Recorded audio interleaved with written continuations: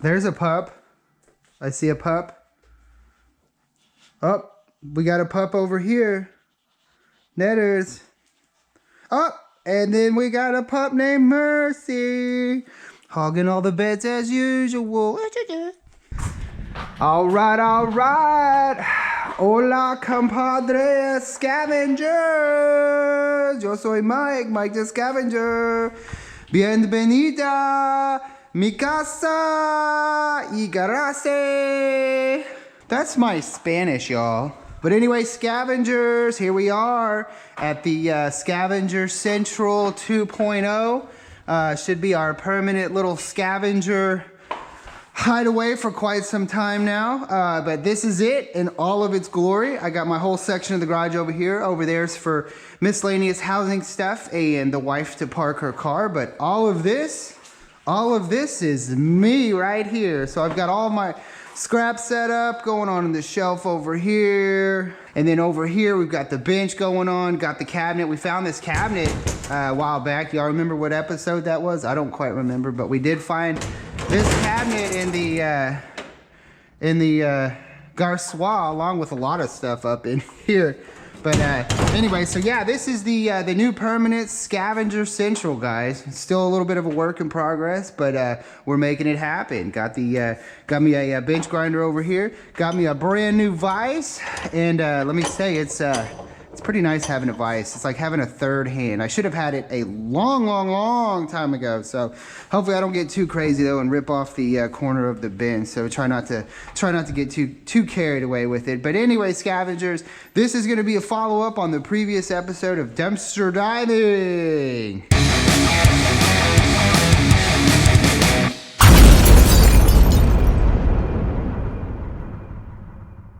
I believe it was called It's Got a Joystick.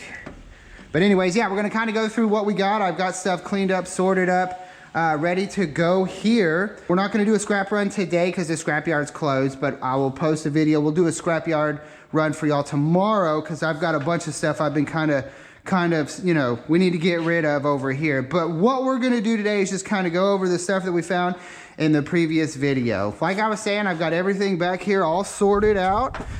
This is all of our iron shred pile scrap. A lot of this really good clean stuff.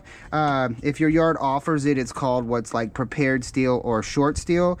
My yard offers it, but they really don't offer a whole lot more. We're talking a couple of pennies. So if you're, you know, using, you know, I mean, if you got tonnage, it could be worth your while. But if you don't, you know, I'm just nice enough. I park close enough to where I can pitch into one pile and into the other just to be, you know, nice to them, and I throw the clean stuff over in the clean pile. But yeah, this is all of our iron shred pile that we got going on that we'll take to the yard with us tomorrow.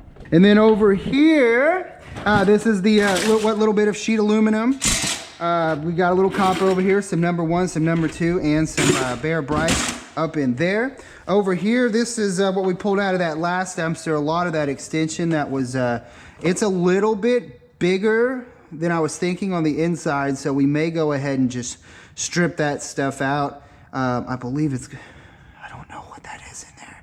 Could be number 1, could be number 2. We'll have to see, but I'm definitely thinking I'm gonna be stripping that. I mean, see how it bends like that? There's a lot of copper content in there. So that stuff probably gonna end up getting stripped out. All this over here is good, clean. Well, there's a little bit of gunk on it. Not too much.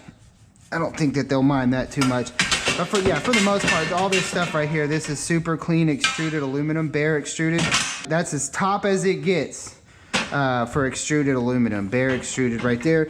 Down here we got another little piece of extruded aluminum. This was from those lights that I had never seen before. Someone said that they're actually like lights for bacteria and things, ultraviolet lights, but the housings are real nice. So yeah, some of that sheet aluminum came out of that, and then we got some of the extruded aluminum. I tried to clean it up as best I could. There's a little bit on there. Look, he's like, ah! But we'll see what they give us for it, but we'll just keep it separated out. Over here, these brackets, this stuff is really tough to get off, and it comes off like in pieces. So what I'm gonna do, like I always say, when in doubt, sort it out. we're gonna take this crap up there like this. Like, it had an orange piece right here. We were able to get those off. They popped off easy, but this little strip right over here. And usually I would just toss this in with my aluminum breakage bucket. But what we're gonna go ahead and do is we're gonna take this up there by itself and see what they give us for it. I do believe a while back, the one guy, he's not on the scale anymore, but he had this kind of stuff. I believe there was something called like aluminum 75%, which is a little bit better than breakage. So we'll just have to see. But yeah, see, it comes off. It's just some parts are really glued in good and it just doesn't want to come out even when you get in there with a screwdriver or a razor blade. So we're just gonna send that in like that and we'll see what we got. We got a box over here, some electronic scrap. That all came out of those smashed up laptops.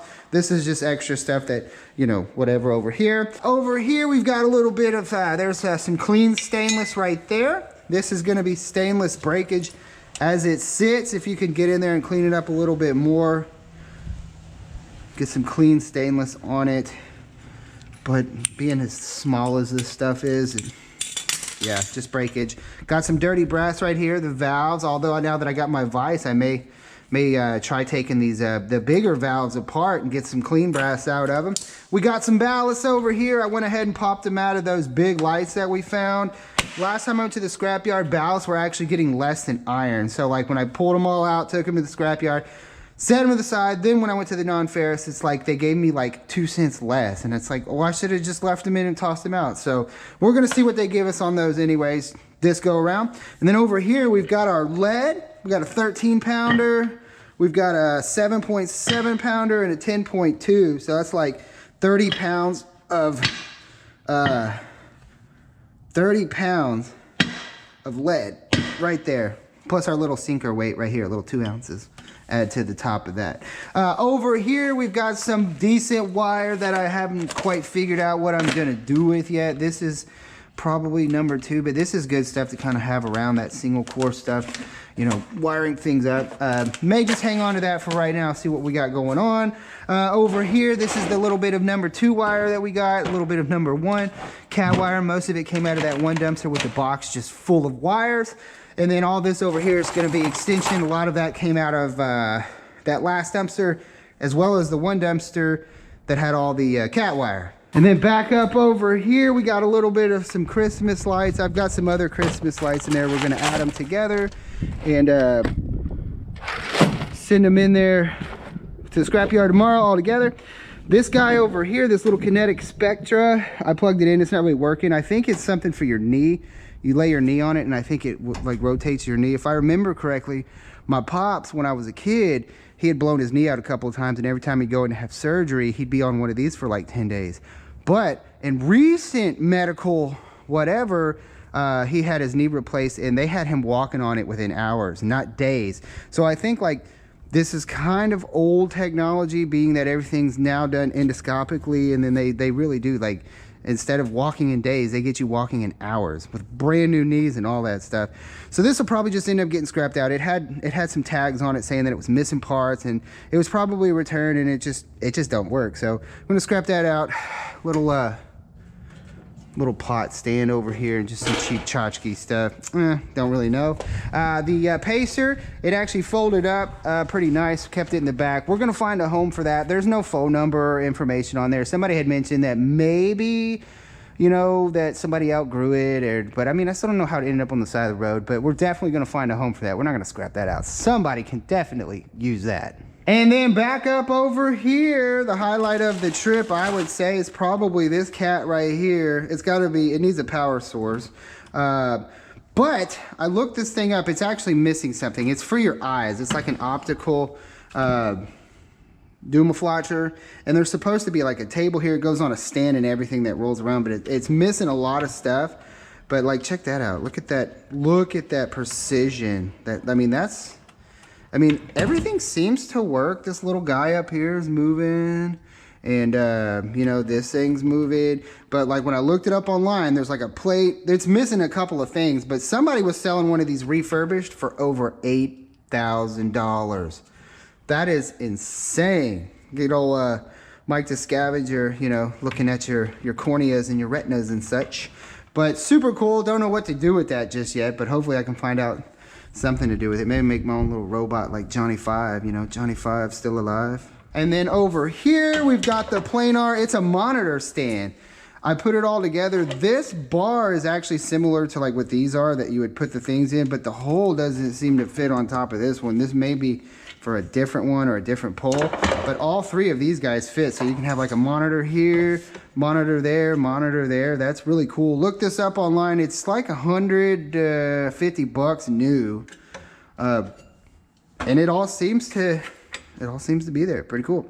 And then over in the dumpster with the all the aluminum, the extruded aluminum and stuff, we found this Chemlink Duralink 50. It's black. It's like a black super adhesion sealant. Good for roofing and things like that. Probably hang on to a tube. I don't know.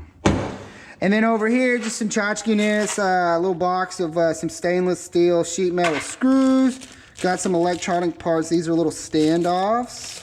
New in the bag. And then just some monitor wires and some patch cable, which will probably ultimately, most likely, just end up being scrapped out. But alrighty, that's going to conclude this episode of following stuff up with old Mike the Scavenger. I hope you dig the place. I hope you dig the follow-up. I hope you dig it all. Like I say, stay tuned though. Tomorrow, going to have a video. We're going to do a scrap run. I got a bunch of crap back here to, you know, just kind of unload. But don't be expecting me to be unloading my copper and my brass. You know, I'm kind of hoarding that. So, but we do have some other things. So y'all stay tuned and we'll see y'all then. Peace. What we got here, y'all?